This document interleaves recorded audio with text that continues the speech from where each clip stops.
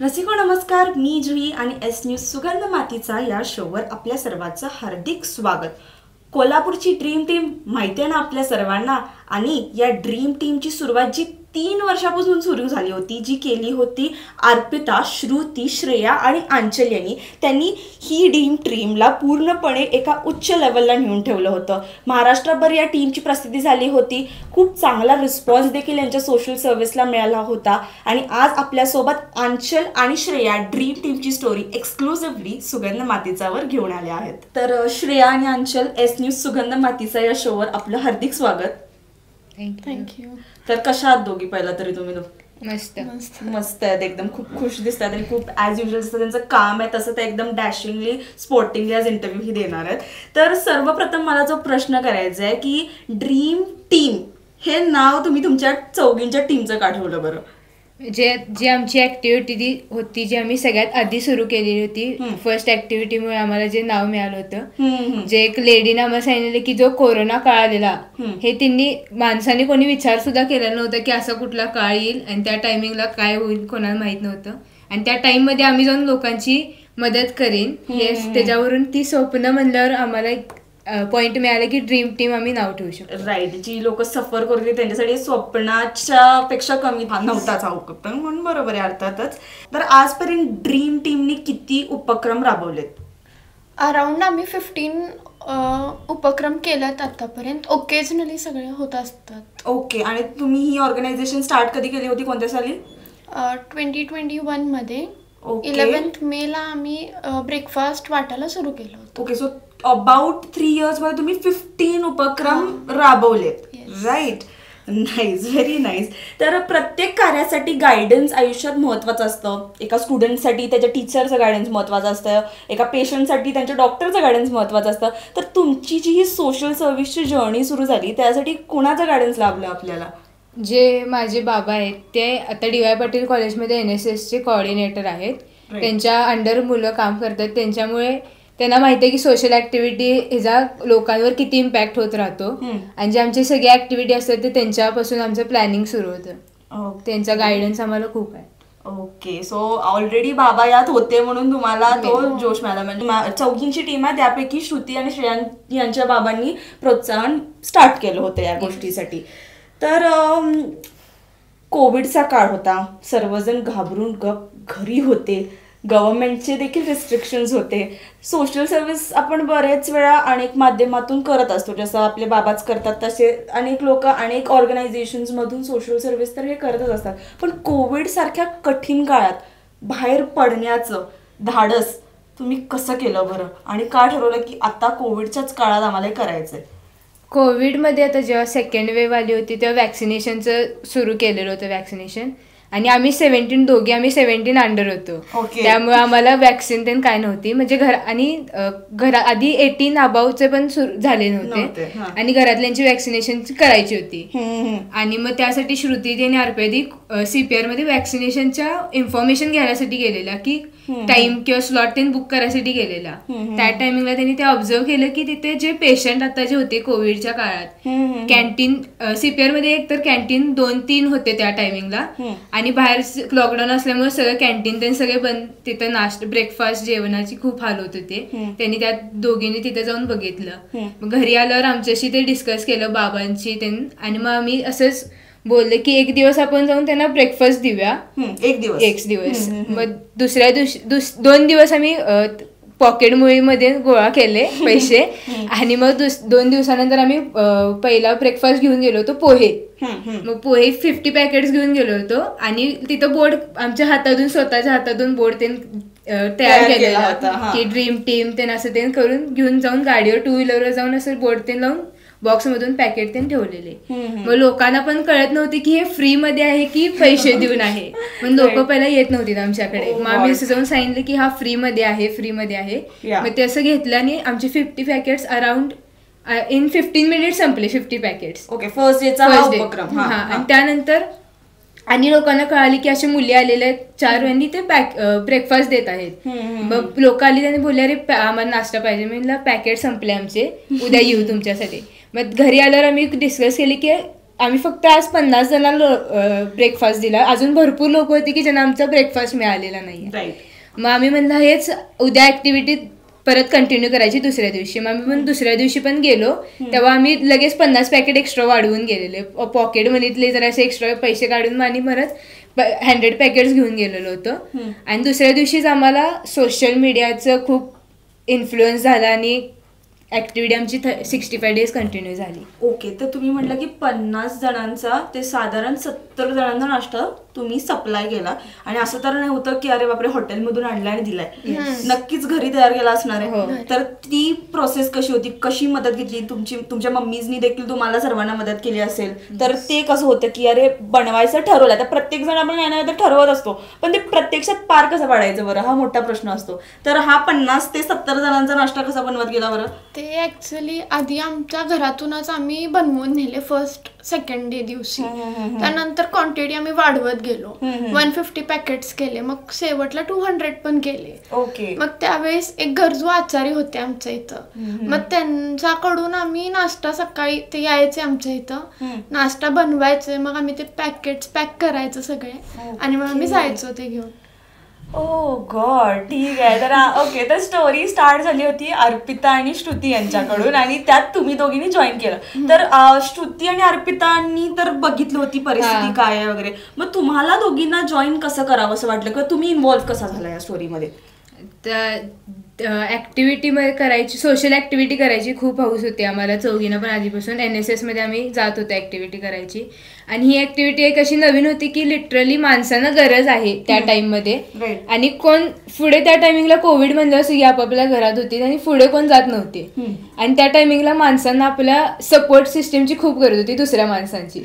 As usual की ते आपले माणसं गमवत असल्यामुळे त्यांना सपोर्ट सिस्टमची गरज होती की आम्ही म्हणून एक छोटासा पोटाला आधार म्हणून त्या टायमिंगला ब्रेकफास्टचे सुचलो.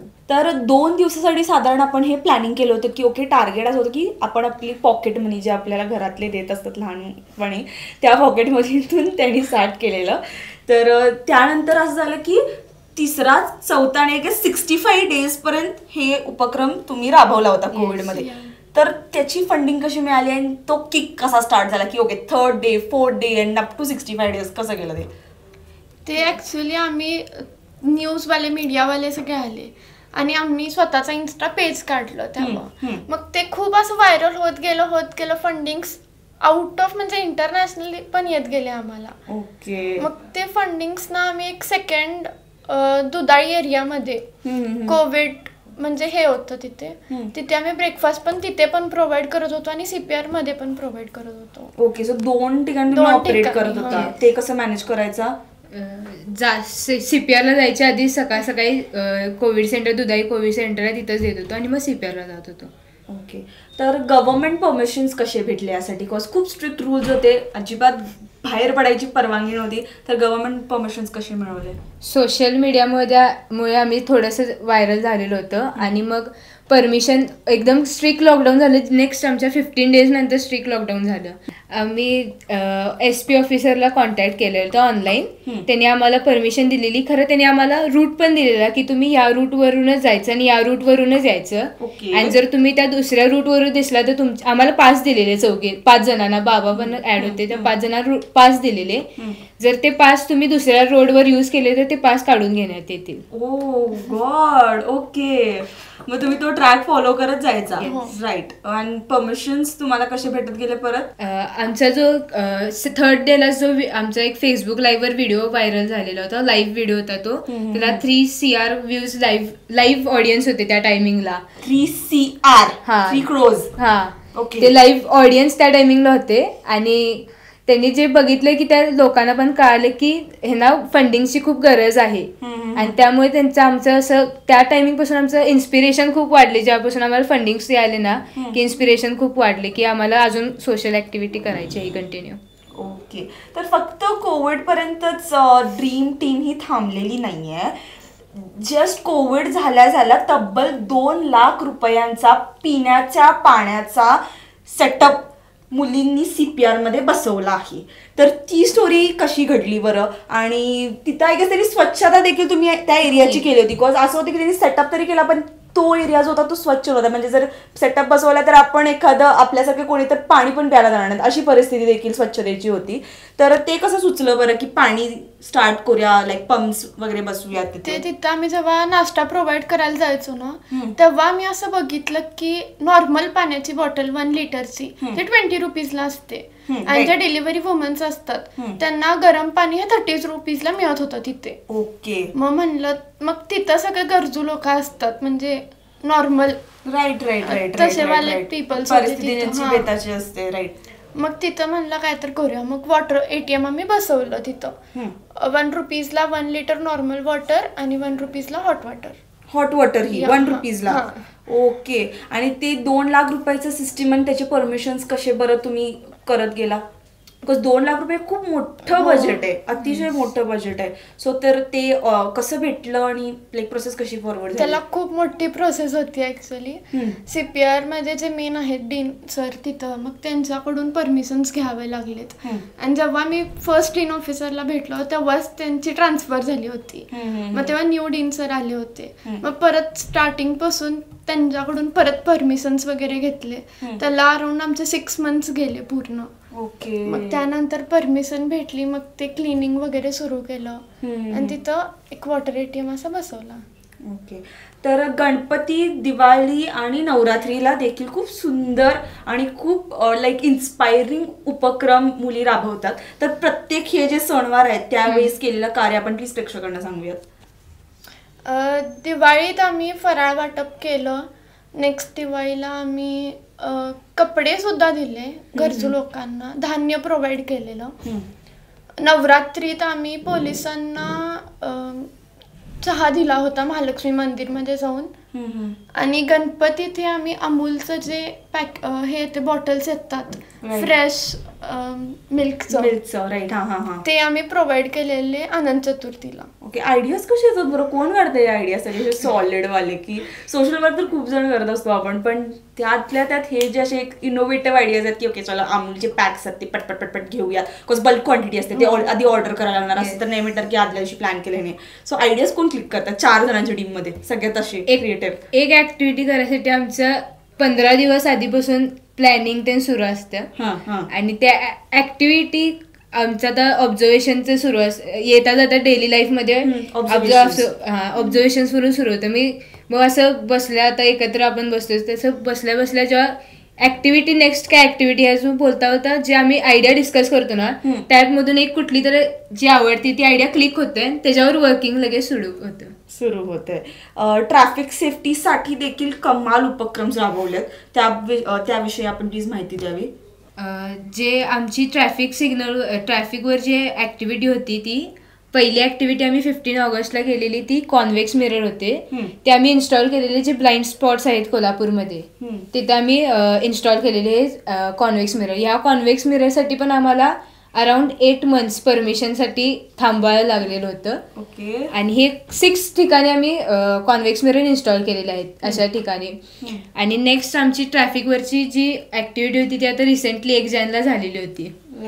ती 1 जानेला ऍक्टिव्हिटी होती की जे कोल्हापूरकर आहेत ते ट्रॅफिक रूल्स फॉलो करत नाहीत, जसे की झेब्रा क्रॉसिंगवर येऊन गाडी थांबवणे किंवा सिग्नल पडायच्या आधीच 10 सेकंद आधी पुढे जाऊन जाणे, किंवा जी लेफ्ट लेन असते ती ॲम्ब्युलन्ससाठी असते किंवा लेफ्ट टर्न मारायला नसतो कधी कोल्हापूरमध्ये, तो कधी रिकामा नसतो, तो फुल पॅक असतो. त्यासाठी आम्ही त्या 3 गोष्टीवर आम्ही मेन फोकस केलेला आणि त्यासाठी पोस्टर्स आम्ही तयार करून CPR चौकात जो सिग्नल आहे तिथे आम्ही उभारलेलो होतो with volunteers.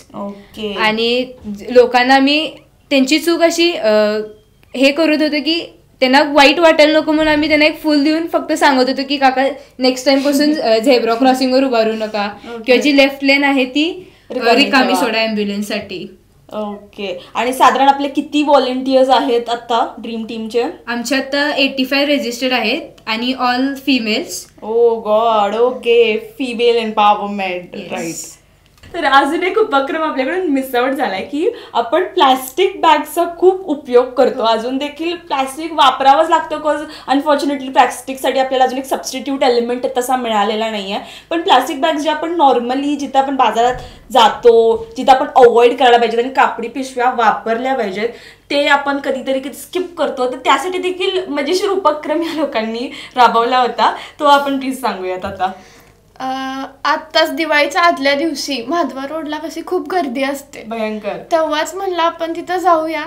G plastic bags घेऊन माणसं फिरतात त्यांच्याकडून प्लास्टिक बॅग्स घेऊन आपण त्यांना जुन्या साड्यांमधून क्लॉथ बॅग्स तयार करून दिले आणि त्यांच्याकडून प्लास्टिक बॅग्स घेऊन क्लॉथ बॅग त्यांना प्रोव्हाइड केले. हे साधारण 800+ बॅग्स आम्ही प्रोव्हाइड केले. ओके. आणि तुम्ही आणल्या कशा 800 बल्क क्वांटिटी मध्ये? नाही, आम्ही एका गरजू व्यक्तीकडनं ते शिवून घेतले साडीमधून. अरे वा, म्हणजे लाईक दोन्हीकडून सगळ्यांचंच ते बेनिफिट झालं.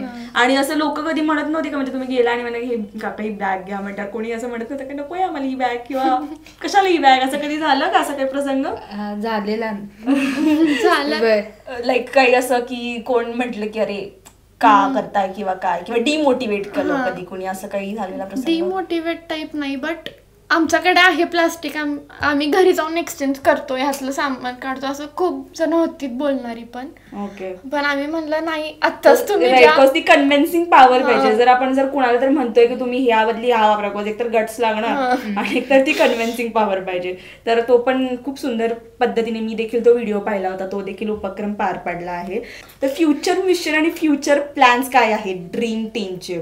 आमच्या आता जे आम्ही जबाबदार कोल्हापूर आहे ही आम्ही ऍक्टिव्हिटी जी आता ट्रॅफिक रूल्स ह्याच्यावर आहे ती आम्ही दर महिन्यातून एकदा करणार आहोत. जी ट्रॅफिक ही जी आहे ती महिन्यातून एकदा. ओके. की कोल्हापूरकरांनी हे फॉलोच केलं पाहिजे. आमची या वर्षाची कन्सेप्ट आहे ट्रॅफिक रूल्स या वर्षाची. ओके. मग CPRशी सीमित आहे का? नाही, वेगवेगळे दर ऍक्टिव्हिटीला म्हणजे दर मंथला वेगवेगळे सिग्नल्सवर. ओके. आणि त्यासह अजून काही प्लॅन? टीम देखील खूप मोठी, किती संख्या आहे आपल्या टीमची सांगा प्लीज प्रेक्षकांना. आता आमच्याकडे 85 रजिस्टर्ड व्हॉलेंटियर्स आहेत आणि ह्याच्या पुढे पण खूप वाढतील. आणि हे फक्त 85 व्हॉलेंटियर्स आहेत, ते फक्त फिमेल्स आहेत. काय सिरियसली? एक ही मेल आहे म्हणजे रेस्ट्रिक्टच केलंय की ते आपोआपच सगळे फिमेलच आले? नाही, रेस्ट्रिक्ट केलं ऍक्च्युली, आम्हाला फिमेल एम्पॉवरमेंट दाखवायचे. राईट. खूप खूप खूप खूप खूप मस्त पॉइंट आहे हा. त्यासह आपले प्रिय कोल्हापूरकर जे आहेत, ज्यांच्याकडून तुम्हाला सतत तुमच्या टीमला प्रेम भेटत आलंय, त्यांच्यासाठी एक संदेश. आता जे युथ आहे, जे सोशल मीडियाला एवढे ऍडिक्टेड आहेत, ते सोशल मीडियाला ऍडिक्ट न होता सोशल सर्व्हिसला ऍडिक्ट व्हा, माझी एवढीच इच्छा आहे. ओके. आणि तुमचा काय संदेश आहे बरं? की जे युथ आहे, जे नको त्या गोष्टीच्या ह्याच्यात जातात, ते आमच्यासोबत जॉईन होऊन असंच पूर्ण कंटिन्यू करत राहूया आपण, चांगल्या गोष्टी करायला, सोशल सर्व्हिस करायला. नक्की ज्या युविका आहेत आपल्या, त्यांनी तरी नक्की जॉईन करायचंय. युवक जरी असाल तरी अनेक वेळेस त्यांना मदत लागत असते, लाईक फंडिंग असो, कुठली हेल्प असो. तुम्हाला जर या ड्रीम टीमचं लाईक मेंबर बनायचं आहे तर तुम्ही आय गेस सगळे ओपन टू ऑल आहे, राईट? सो तुम्ही लाईक फुल जोशमध्ये तुम्ही ही टीम जॉईन करू शकताय. तर धन्यवाद श्रेया, धन्यवाद आंचल. खूप सुंदर संवाद आणि खूप इन्स्पिरेशनल संवाद झालेला आहे. खूप लहान वयात तुम्ही हे चालू केलेले आहेत उपक्रम आणि खूप आज हाईटवर टीम गेलेली आहे. सो धन्यवाद. थँक्यू.